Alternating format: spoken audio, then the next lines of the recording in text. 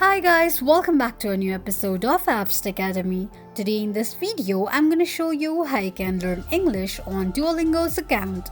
Keep watching the video till the end. To learn English on Duolingo, firstly go ahead and launch open your Duolingo application. The homepage of Duolingo application will appear on the screen. From the homepage, tap on flag icon at the top left corner of the page, and from the displayed option, click on plus icon. The problem people face in this application is to select English language. So when it comes to selecting English language, you can see there are all of the other options, but you cannot find English language anywhere. But you can select English language if you are using other language in Duolingo.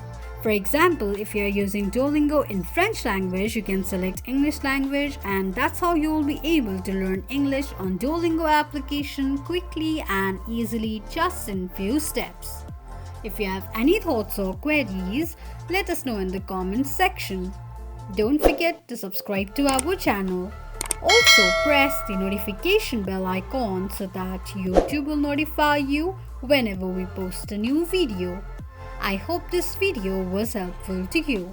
Thank you so much for watching.